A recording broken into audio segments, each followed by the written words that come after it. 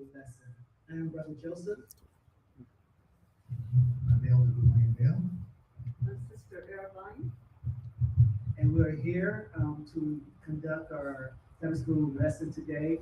And today our lesson is going to be on the roots of Abraham. So I'd like to open up with the word of prayer. And Sister Irvine is going to conduct our Sunday school lesson. So please, let's bow our heads. Give God the glory. In Jesus' name, Father, we come, Lord, and thank you for the Sabbath day, Lord. Thank you for the Sabbath school lesson we're going to do today, Lord, to talk about Abraham, Father, your faithful servant, Lord. Lord, we ask that everything that we speak today, Lord, be of you, not of ourselves, Lord, and that all our ways be your ways, Heavenly Father. And as we speak these words of you, Heavenly Father, let it be a seed planted to each person's heart. So in Jesus' name, we thank you for this lesson. Thank you for the knowledge and understanding of your word. In Jesus' name, thank you for all your blessings and mercy on our lives. Amen. Amen. Amen. Good morning to you. Good morning. So as Brother Hart stated, the lesson this week is the roots of Abraham. And here to introduce Abraham, we have like Hebrews 11:8. It says, by faith, Abraham obeyed when he was called to go out to the place which he would receive as inheritance. And he went out not knowing where he was going. So I believe for this quarter, we have been studying Genesis. And so our lessons says we have now reached the center of the book of Genesis. This central section, which is found in Genesis 11, Genesis 12 to 22, will cover the journey of Abraham from God's first call, like Leka means go, Genesis 12, which leads Abraham to leave his past, to God's second call, like Leka go to Genesis 22:2, which leads Abraham to leave his future to exist in his son. As a result, Abraham is always on the move, always a migrant, which is why he called a stranger in Genesis 17:18. Now we know in the journey, Abraham is a slave in joy, which means he's leaving his past and he's going to forward, as God has said. Without his future, he don't know where he's going. God said leave, and he obeyed God and say, "I'm following you, God. I'm obeying you, God." Between these two calls, which frames Abraham's journey of faith, Abraham hears God's voice, which assures him, "Do not be afraid." In Genesis 15:1. These words of God mark the three sections of Abraham's journey, which will be studied in later weeks in 6, as this week 7, 8. Abraham just emphasized faith, because how many of us will leave our past and go somewhere we did not know how to go? For those who have been in the military, we have okay, say go, okay, we got to go because they say it first to go, but we still not knowing where we're going. For those who are feeling good, you don't have to move to a new job. Go. So this is something that I really identify with Abraham. It's the faith that he has to move. Yes, Elder. Sister teachers, I'm quite sure you have served in the armed forces as well as myself. Yes. Whenever you are called to do a mission, Mm-hmm. there are certain procedures that you have to follow. Yes.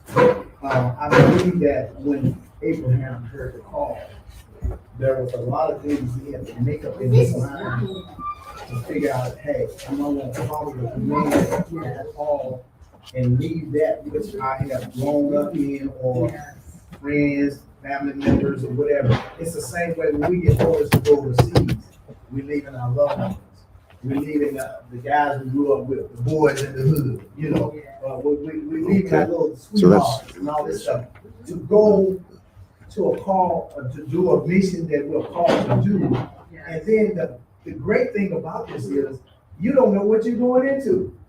It's the same way in the military. When we're called to go, we don't know what we're going to face. Right. We just have to be prepared before we go. Yes. So I believe in this aspect through the spiritual realm is that God is preparing Abram for something great Yes. down the road in his Yes. path. Not only for Abraham, for all of us today. Yes. You know. Yes. So I think that when we get those kind of calls, it's not an easy task to just say, hey, I'm gonna pick up and close the door. Yes, sir. But I think it's a lesson for all of us. Yes, sir. Okay, so Sunday, Abram's departure. Now, there's two questions that the lesson asks. The first question is, why did God call Abram to leave his country? Anyone ask them, why did God call Abram to leave his country? Now, one thing we also have to know about Abram, the country he was in, the Chaldeans. Remember, he was not a poor man. Abraham, his family had money. So God called Abram to leave his country, to leave it, like Elder Bell said, to leave everything behind. Everything, your mind, everything. So why did God call Abram to leave his country? Anybody care to answer that question? I'd like to try to answer the question for you, sister. Yes, sir. But one of the things is, as you have to remember, God is not a God of lies. And when he says that he's going to make a covenant with us, this is what he's going to do. And he chose Abraham to be the one to make that covenant and to have him be the blessing of many nations. And that's why we are adopted into that covenant as brothers and sisters in the bosom of Abraham. We are also a part of that covenant and that blessing. And so God found favor in Abram and said and told him to go. And it was Abram's faith that he picked up and left his family, and left his inheritance, his known future to a future that was unknown to him. And to go to a land that he didn't even know it was going to be, and put his total faith into God himself. And so that's what we do when we also go into the water of baptism and come out. We come out as a new creature and we put our whole self into Christ and let him lead our way. So it's a wonderful thing to see how his faith and how when we give us to Christ, that our faith in him to lead us to a better life. Amen. Yes. Can I read that? Yes, sir, you may read that. I just want to read it out of the Message version.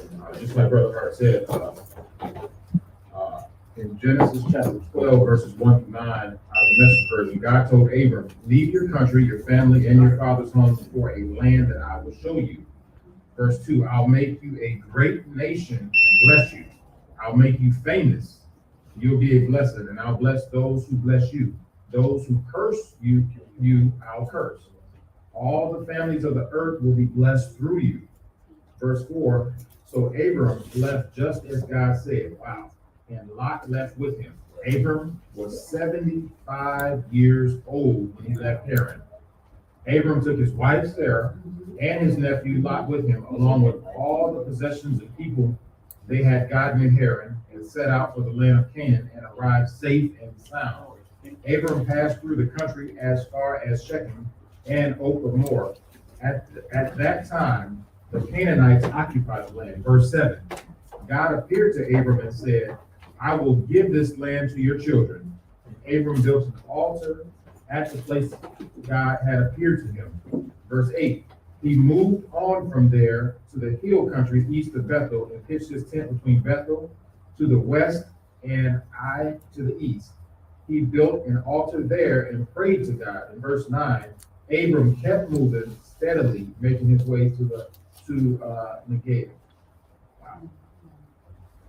Okay, Brother Hart, and also the scripture mentioned the covenant.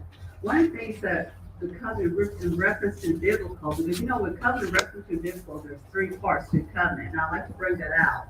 We have the promise, God promised. No one is higher than God. So when God says something, like I said, God does not lie. So when God made a promise, when God says he's going to do for us, because it's also for us, he's telling the truth. He's not going to lie. So that's the first. The second part of the element of the covenant is obligation. We have an obligation. Yes, we have a choice to choose yay or nay. But when we choose God, when we say yes, God, we're going to follow you, we have not said obligation, I'm going to follow you. So when we how did Abraham respond? Abraham responded, yes.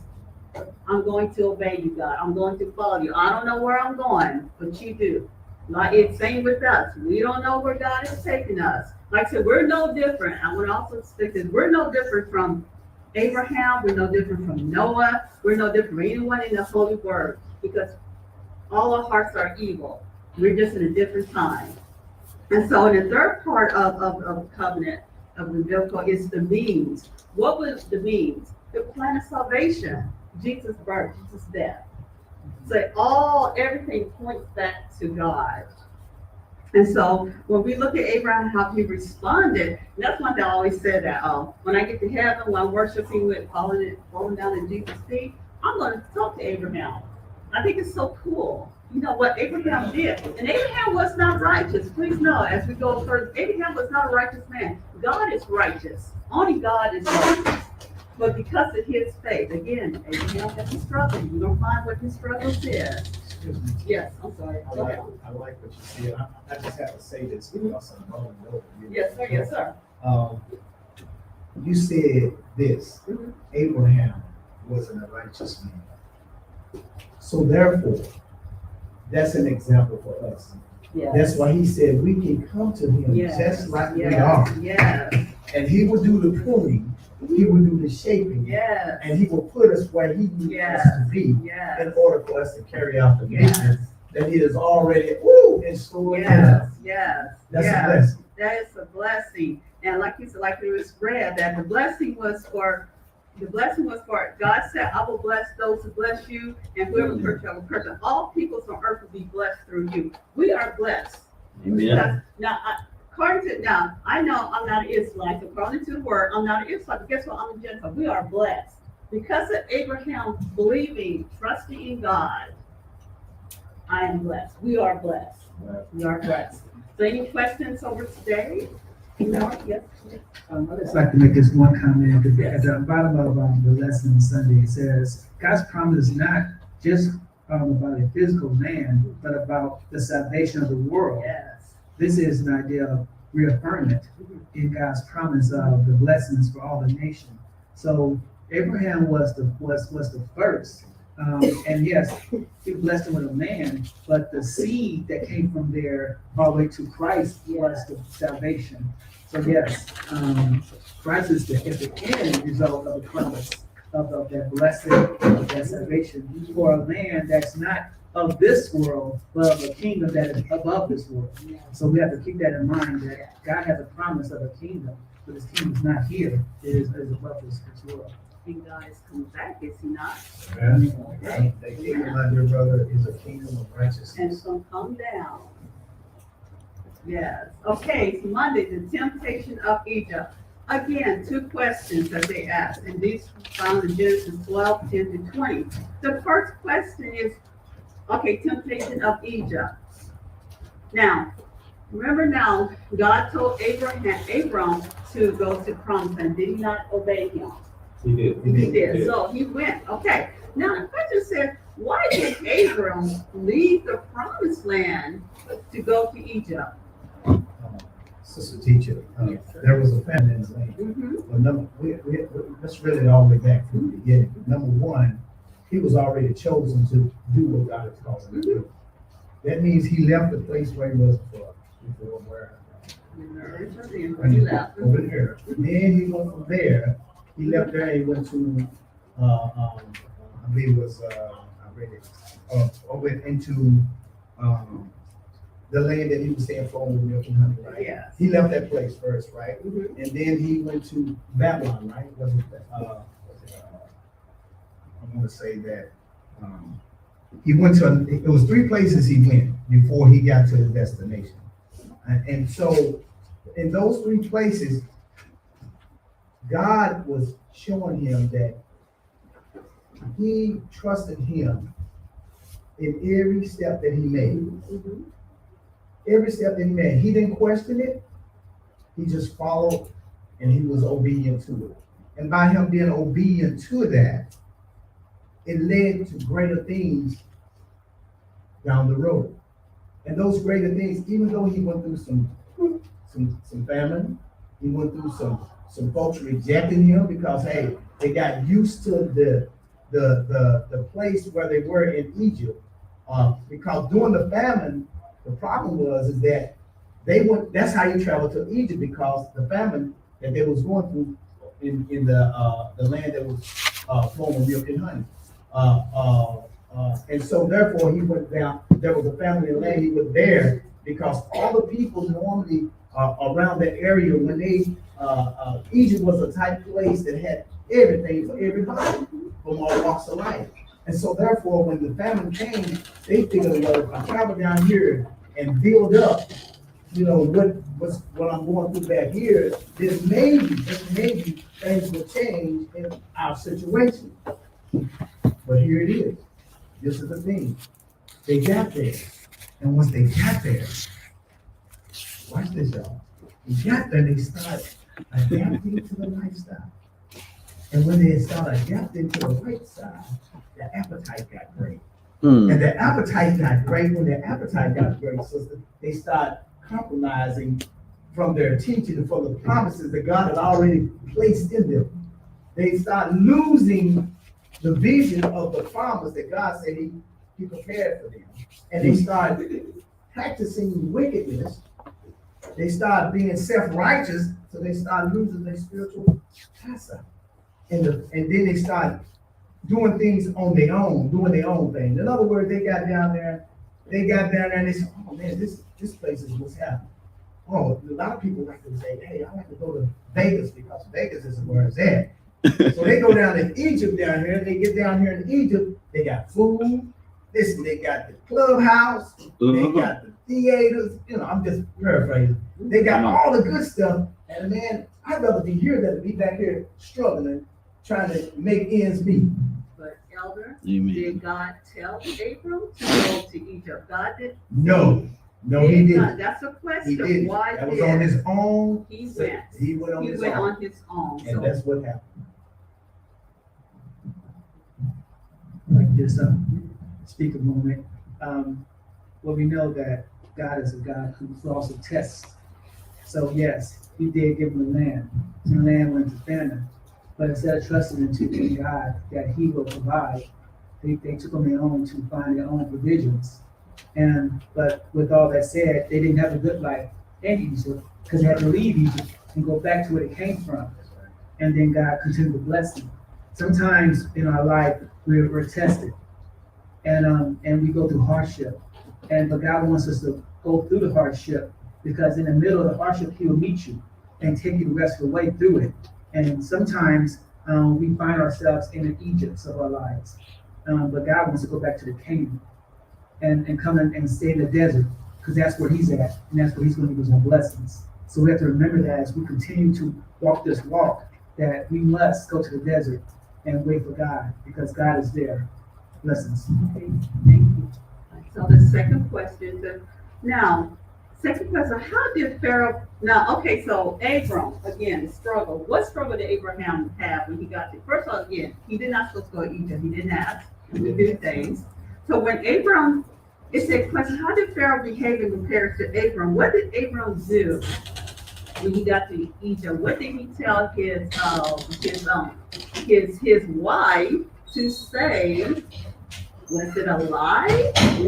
Yes. Yes, but what did he tell his wife to say? What did he tell his wife to say? Number one. Oh, So his wife was saying she was his sister. was it a lie? Yeah, it was a lie. And when he did that, Pharaoh looked upon her with desire and took her to be his wife.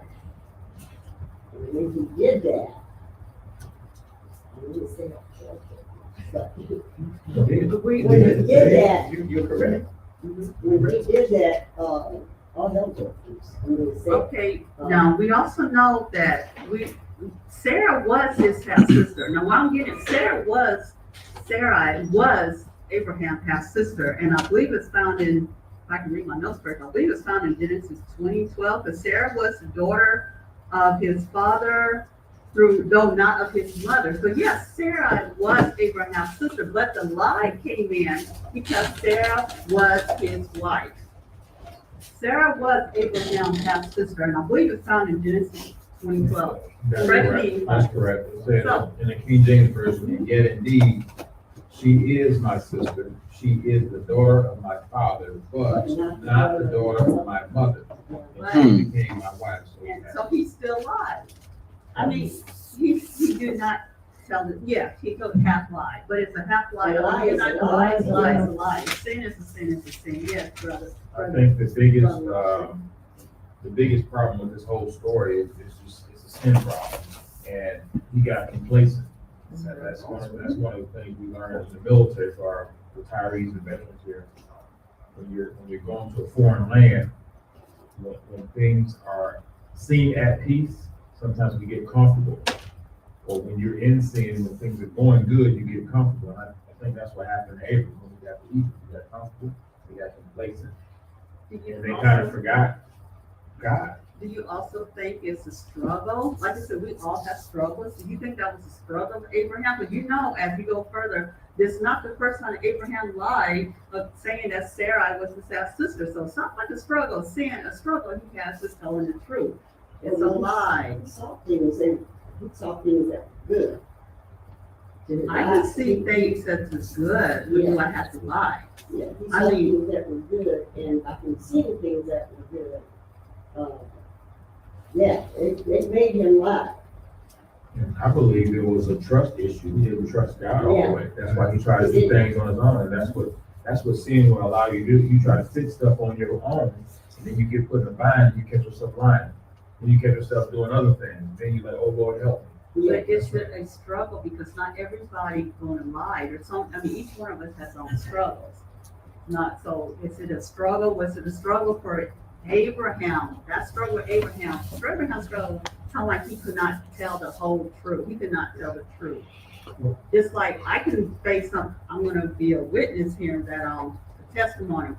I have been, several months sober. So my struggles is with alcohol. I've been 21 months sober. So, yeah, thank you, God. So that's my struggle. I don't have to struggle with the lying. My struggle with them with alcohol. So everybody has a struggle. It shows again that how God can use everyone. Yes, sir.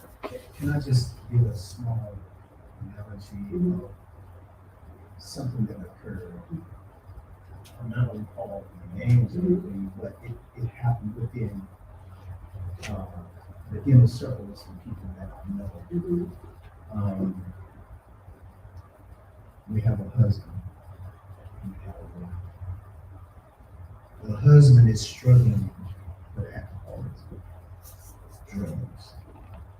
You have a wife that's struggling with drugs instead of alcohol. The husband goes to seek help professionally, do what he needs to do, then come back and watch this.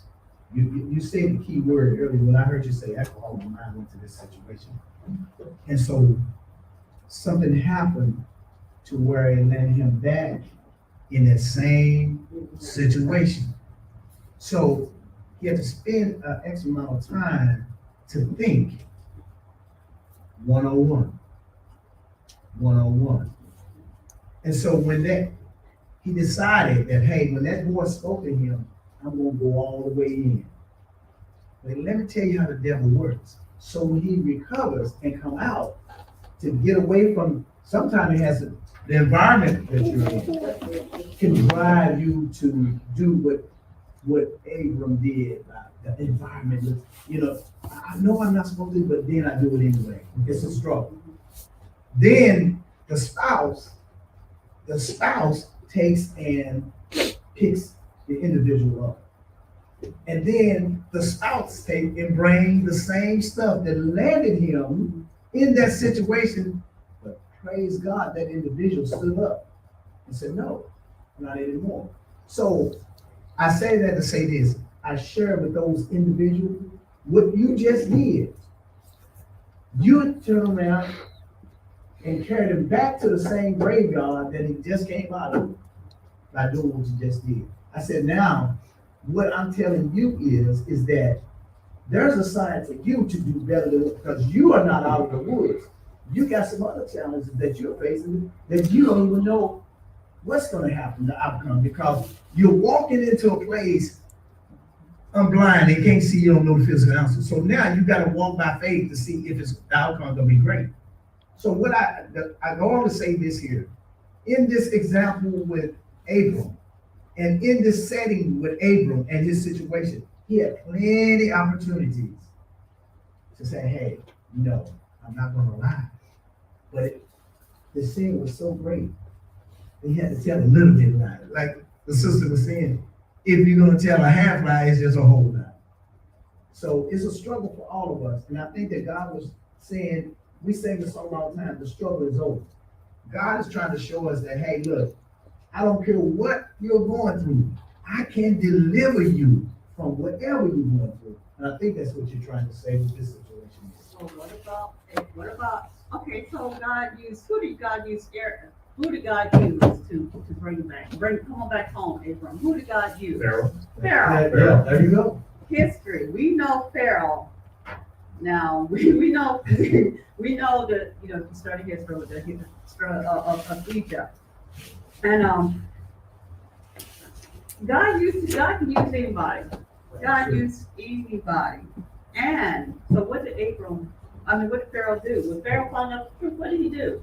What did he do? Okay, so Working his heart. Pharaoh was upset. Okay, I'm gonna read out of the Bible here. Genesis chapter 12, verses 16 through 20. And we'll see what happens. So because of her, Abram got along very well. And I'm reading out of the Message version. Genesis chapter 12, verses 16 through 20. I'm going to read out of the Message version. Because of her, Abram got along very well. He accumulated sheep and cattle, male and female, donkeys, men and women, servants and captives. He was doing all right. Okay, that's where he got some places. But God hit Pharaoh hard because of Abram's wife Sarah. Everybody in the place got seriously sick. So Pharaoh knew something was wrong. Verse 18, Pharaoh called for Abram. What's this you've done to me? That was a question he asked. Why didn't you tell me that she's your wife? Yeah. Why did you say she's my sister so that I take her as my wife? He confronted him. And here's your wife back. Take her and get out. Get out of here. Pharaoh, verse 20. Pharaoh ordered his men to get Abram out of the country.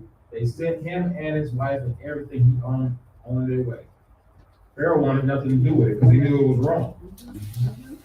So you start, go ahead. That just shows that Pharaoh was a God-fearing, because he could have easily just rejected it and just did what he wanted to do, but he knew something was wrong, and he knew that was wrong. That's not when God says that I'm going to put my laws into your heart. He knew that was wrong. We didn't have the 10 Commandments back then, but he knew that taking somebody's wife was wrong. Right. You just think that And he so- was God-fearing, does not make you God-fearing, just to do what they say. Remember, God can use him, remember, God has used bad people to bring about. Do you think Pharaoh really was God-fearing? Oh, yeah. God-fearing, yes. Why? Because he knew that something was wrong, and he knew that it didn't come from out of nowhere, that something happened to make his people sick. And he looked at one situation, this woman, this man, Yeah. you gotta go. Okay, I got it. God-fearing can be two different ways. God-fear, Lord, I reverence you. God, I worship you. I fear you in that way. Or all these plagues on me, God, I'm fearful. So you see what happened to his people. You see the plagues that was coming on. So Pharaoh, the question is, was he a God-fearing man or was he fearful of God? He just Get- fearful of the look, stuff look, that's coming on. Look, Abram, you and all your people and all your cattle, get out of here because all this bad stuff is happening because you did this. Yes. That's the question, that's what I'm saying. What do we make the last this comment? Abraham lied and lied again because he had fear. And when you have fear in your heart, you tend to do things that you wouldn't do. He feared his future. He feared his ending, and so he lied so he can recover things. If he didn't have a fear in him, he could have told the truth and the truth of the being what it was, and Pharaoh put a most likely blessing, because God would have put in his heart to bless them anyway. But because he feared and he lied, it caused a plague into Egypt, and it caused, all lies end bad. We can see from the time when Satan conducted his first lie, here we are today. So there's no good lie that can make anything good. Every lie comes with consequences. You're right. Lies and truth come consequences. But remember now, we're not talking about, we're not up there with the plagues yet. So that's still several years out. But like you said, everything good and bad has a consequence. Because of that lie, it said, Ellen G. Wright wrote, at that time as laws were prohibiting the Egyptians from intercourse with, not sexual intercourse with the foreign shepherds, of eating from military, eating, drinking with them. What was Abraham, Moses, all them? What were they? Were shepherds, right? And this goes to show that when they got to Genesis 43:32 in Joseph's time, he told his father, I believe it's Genesis 4, he told his father when his father and now his brother came to Egypt because of famine, he told his father, when Pharaoh comes to you, tell them I am a shepherd, because it was prohibited. They found it was degrading to eat the shepherd. So everything, so what that lie that Moses told at that time took it further into the plagues. So everything we do, whether good or bad, it can follow us. Well, So you, go ahead. I just want to read that. Oh, okay.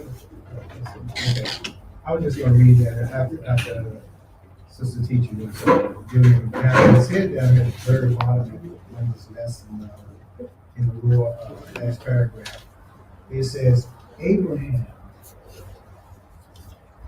It said when the New Testament talks about Abraham as an example of salvation by grace, it means just the grace, because if it weren't by grace, Abraham, like all of us, would have had no hope. It's by God's grace and mercy. Even though, I'll read up here further where it said that Abram was a great man of God. He makes mistakes like we do. But guess what? God still forgave him. Yeah. He still forgave him, and he still used him. Yes.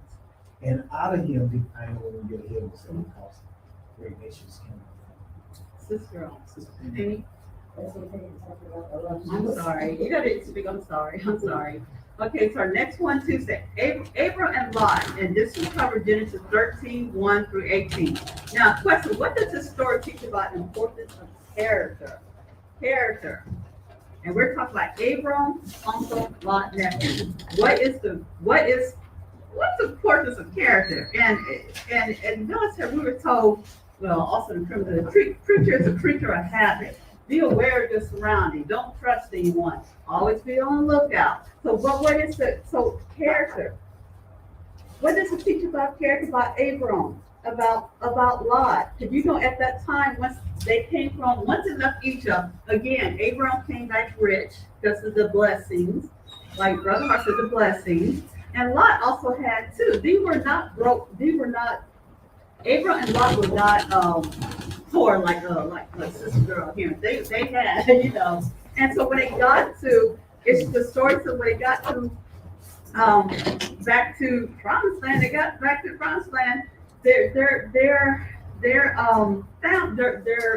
I guess their workers and servants started getting into each other. So what did Abram do? What did Abram do? Anybody care? Okay, he prayed, and what else did he do? Did he tell your life? What did he say? He put a separation between Abraham and his nephew. But who would give? Did he give Abram give Lot a choice? Because in tradition, the elder has all the rights, Yeah. and he could have dictated to Lot. Yeah. You go this way, I'm going to do this. But Abraham was humble. And because he was so humble, he allowed his nephew to pick wherever he wanted to go. And Lot chose the better land, that was pleasing to his eye, and he went that way. And it was only after that, But what did Lot see though? I mean, when we get a picture, what did Lot see? Lots saw, What did he see? lots saw. no, please, go ahead. But he saw water, he saw the land, he saw vegetation, it was beautiful. It was beautiful to the eye, and so he went that way. Now, Abraham, went the opposite way. And on that moment that he did that, that's when God showed him the vision, showed him his true purpose and all he had to give him. And it's a lesson we learned here. Sometimes we bring people along with us on our journey, God will halt and wait because he has something for you and not for him or her. And sometimes we have to go by ourselves to get the blessing because God has something for us that he wants us to do, wants us to see. And this is what God gave Abraham. He said, I have something for you now. Now you can look east, west, north, south, all the way around. This is your land. This is all yours. As far as you can see. But before you can do that to me, Lot had to go away. And so that's something we have to remember, that God has a blessing for each of us. But sometimes we can have people tag along with us and we lose our blessings. So be aware of who you have taken along with you because he or she could be a hindrance to your blessing. You're supposed to do that. So character that you're saying Lot is, so you might want to ask the character of Lot. What was Lot's character? We think like character. But we knew Lot was selfish. That's the truth. Lot didn't have any honor because Lot had honor and he was humble. He would have humbled himself to his uncle and it could have been able to solve the problem between the workers, but he didn't. He was selfish and he's like, I take the best land. He could have honored his uncle by saying, no, uncle, you were the elder. You take what you want and I take whatever you have left because you're my uncle. You're the senior. But he didn't do that. He took the best and left his uncle with whatever's left. So that shows selfishness. He wasn't humble. He only thought about himself. So are we like that on some things? Are our children like that? Are we like that? And that's Genesis chapter 13, verses 10 through 12. If you want to read it. I'll read it. I don't want to read it. That's just for everyone who's watching. Genesis, yes, Read it. 13, 14 to 17. Yeah, it's I'm gonna read out of King James version. It's very simple. It's like Brother Hart said.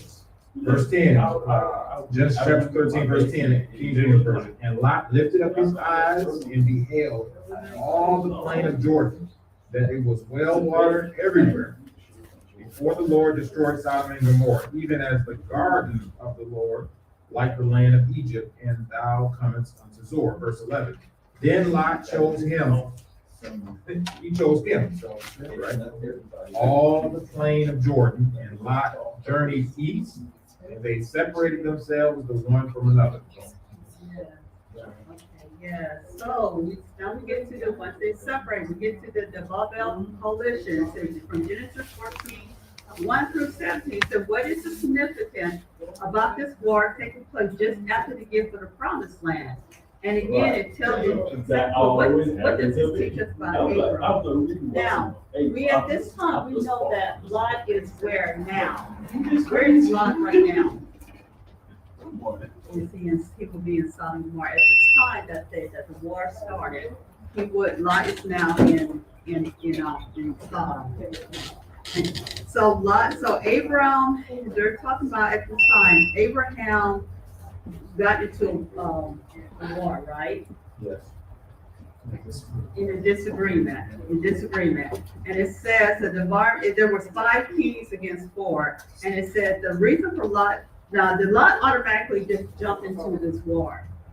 Did the scripture say Lot just jumped into this war? Did the Lot just jump into this war? No, actually Lot was Yeah, I'm captured. sorry, not Lot, Abram. Did Abram just jump into this war? No, it was because Lot was captured because of the war. He was held captured, and Abraham heard the rumor that his nephew was captured, and so he prayed first. We have to understand that before he went off and just went into rage and just for my nephew, he prayed first and asked God for his sovereignty and guidance. Yeah. And then Abraham gathered his men and went to get his nephew. And he did it with wisdom, because he only went after who captured him and not after all the different other armies. And he brought his nephew back. And because of that, they saw Abraham as being not only a man of favor, but he was a man of wisdom and strength. And so they respected him for that, because he was a man of peace. Yes, Blessings of amen. you. Amen. We're gonna, any questions over the, Okay, the Thursday lesson, the tithe of Melchizedek. Thursday, Yes, I'm sorry, Thursday lesson is the tithe of Melchizedek. And this covers Genesis 14, 18 to 24, and also Hebrews 7, 1 to 10. Question was, who, 18 to 24. oh, yes, ma'am, this covers Genesis 14, 18 to 24, and also Hebrews 7, 1 through 10. And it covers the question, who was Melchizedek? They're asking who he was. You can, let's see, because yes, read, 18. to 24. If you can, ma'am, Sister Penny, if you could read Hebrews 7 to 3, because I believe this 7 to 3, well, Hebrews, Genesis 14, 7 through.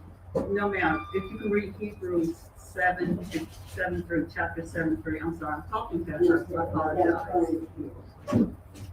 Because the question is who was, Melchizedek, you want to answer that? It's gonna tell you.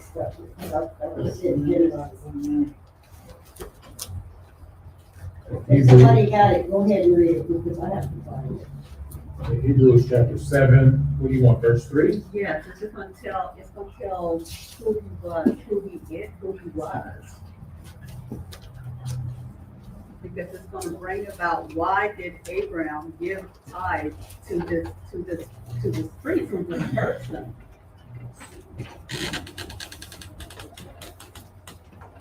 And you give us for me. It's Hebrews chapter 7, verse 3.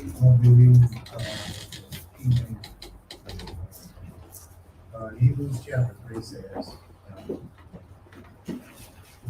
well, you probably want to go back to 2. Hebrews chapter 7, verse 2, right? Yes. No, Hebrews chapter 7, verses 1 through 10. No, I just put Hebrews chapter 7, verse 3. Okay, verse 3. Yes. Okay. Verse 3, without father, without mother, without descendants, having neither beginning of days, nor end of life, but made like unto the Son of God, abideth a priest continually. Is that what you want? Yes, because the question asked who he was, and why did Abram give this priest who seems to come out of nowhere? Because Melchizedek he only came about when in Genesis 14:18. Who was he? Why did Abram give him this him?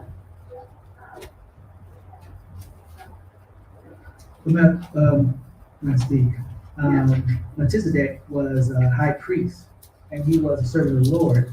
And Abraham is a follower of the Lord. And Abraham recognized that Melchizedek was a servant of the Lord.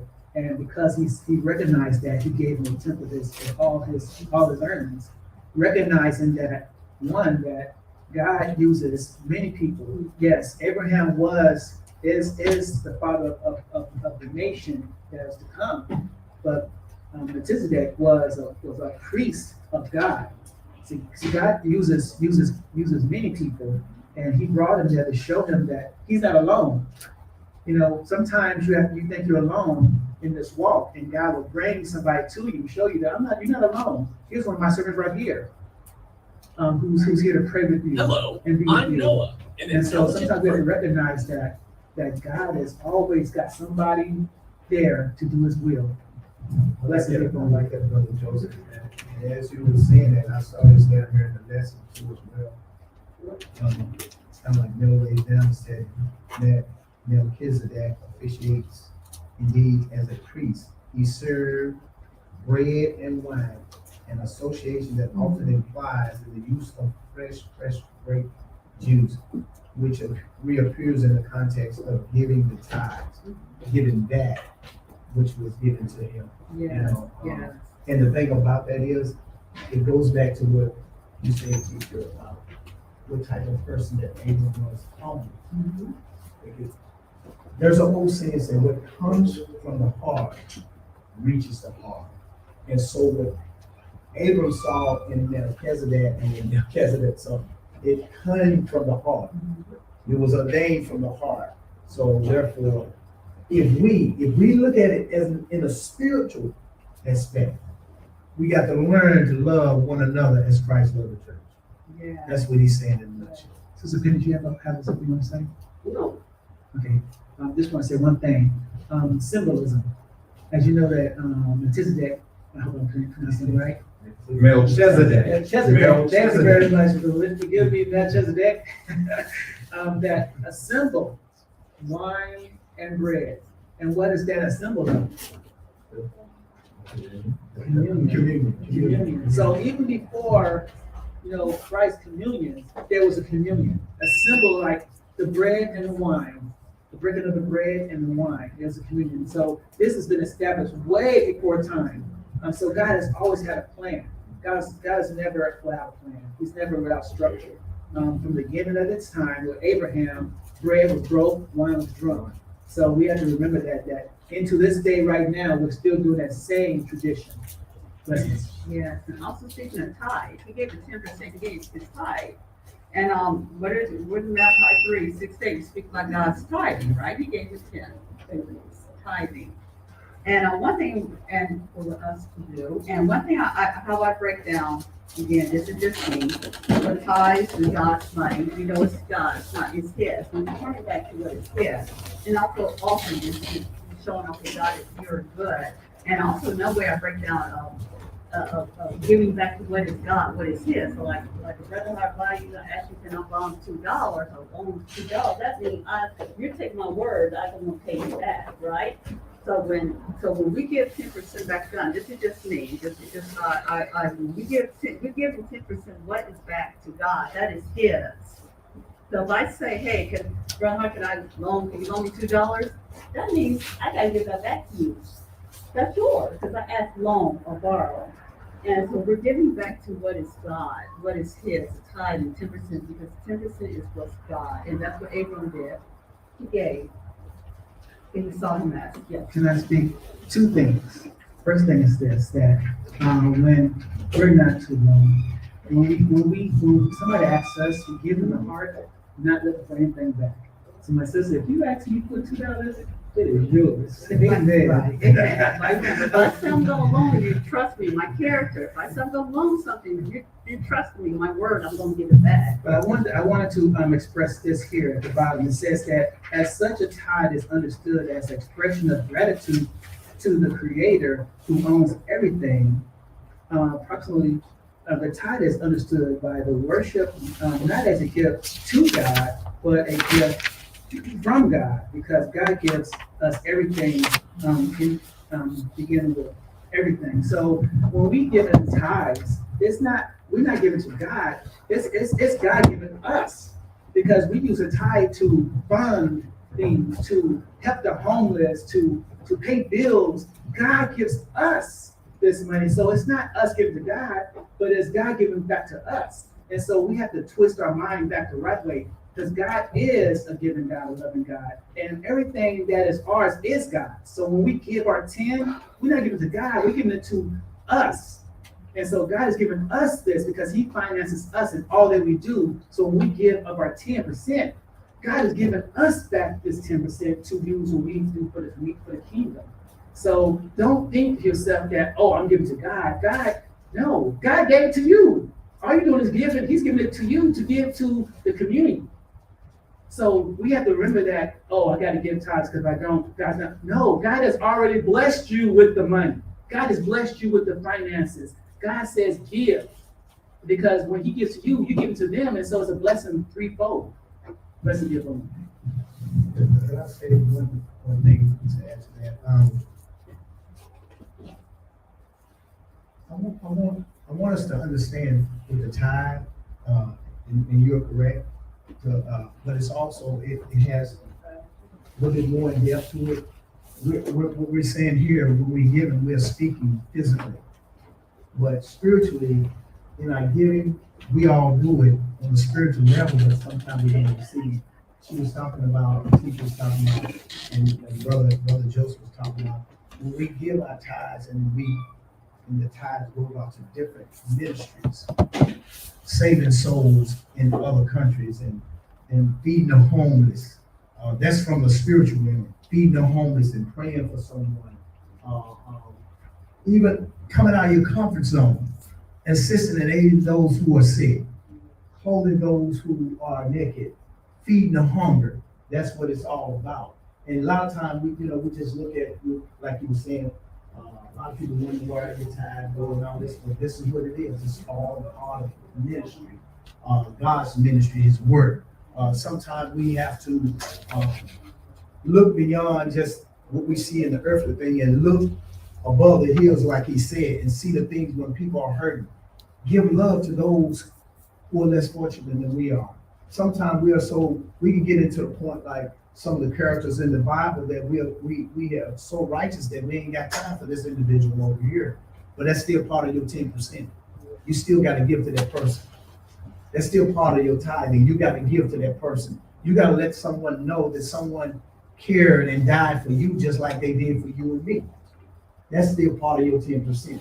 So when I look at 10%, and I sometimes people, they think about just money, but it's more than just money. It's more than just money. It's love.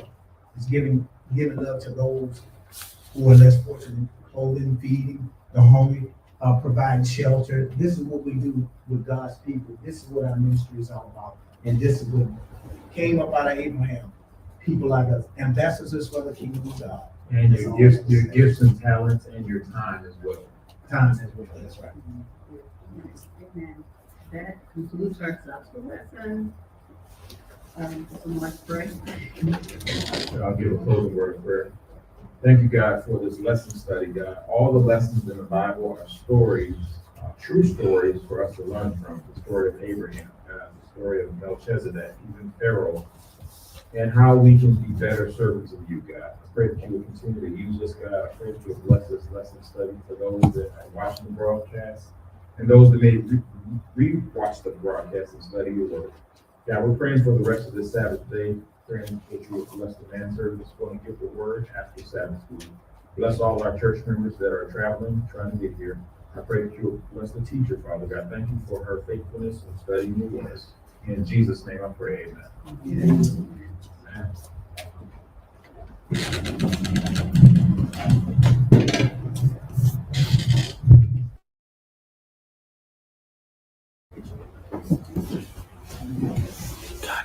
Come on, man. Piss. Oh shoot, I gotta throw a banner up. Let's see, banner. Which one? Ah, dang it. Throw a banner. Yeah. Sounds good. That's the wrong one. Sorry. Anyway. This way, anyway.